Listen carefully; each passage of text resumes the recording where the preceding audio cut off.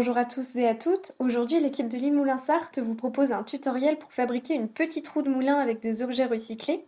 Il s'agit ici d'une roue à godet qui est plus facile à réaliser pour toute la famille.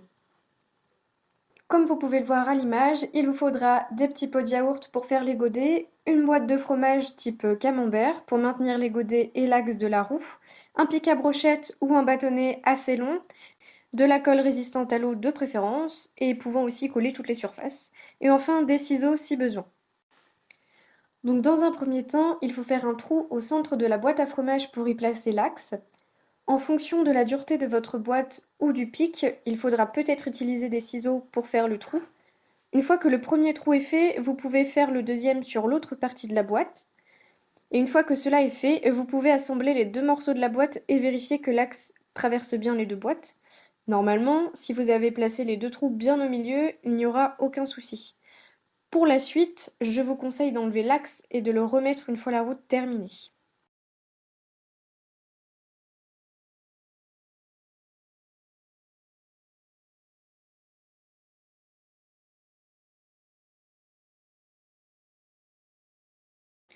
Donc maintenant vient la partie la plus délicate, il va falloir coller les godets à intervalles réguliers et surtout tous dans le même sens.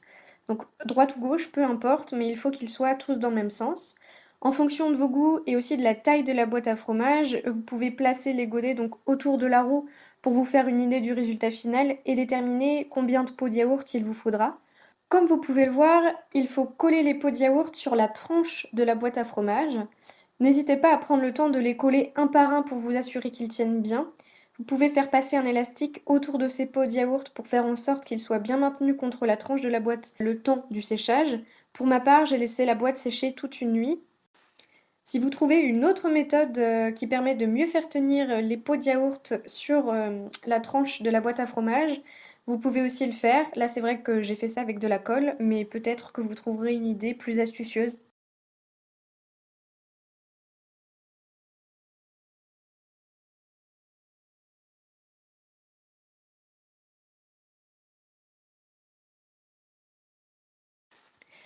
Donc une fois que les godets sont collés et qu'ils ont bien séché, vous allez pouvoir replacer l'axe dans les trous que vous avez fait au début. Et avant d'aller tester ces trous, il faut savoir qu'il ne s'agit pas de la même roue qu'au moulin Cyprien. En effet, les roues à godets ne sont présentes que lorsqu'il y a une chute d'eau. Donc c'est souvent des roues qu'on peut voir en montagne, puisque le débit de l'eau n'est pas important, mais par contre il y a des chutes. Donc ce qui veut dire que l'eau arrive au-dessus de la roue, c'est pour ça que c'est une roue à godets. Au moulin Cyprien, c'est une roue à aube, puisque l'eau arrive en dessous de la roue.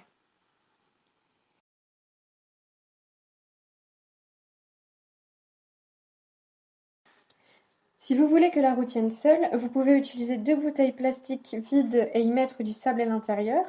Vous faites alors deux trous à la même hauteur sur chaque bouteille pour y placer les deux extrémités de l'axe de la roue. Et comme ça, elle pourra tenir toute seule. Mon axe étant un petit peu court, je n'ai pas pu faire cette étape.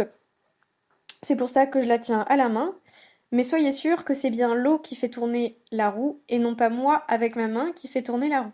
Comme vous pouvez le voir, lorsqu'il y a moins d'eau et que le débit est moins important, elle ralentit et elle s'arrête.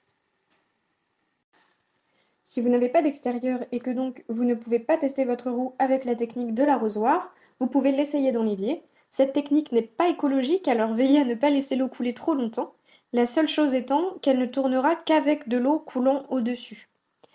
Et voilà, vous savez tout, vous pouvez reproduire ce tutoriel s'il vous a plu et le partager. N'hésitez pas à peindre la roue avec les couleurs de votre choix. Toute l'équipe de l'île Moulin-Sarthe reste active et présente avec vous pendant le confinement. À bientôt!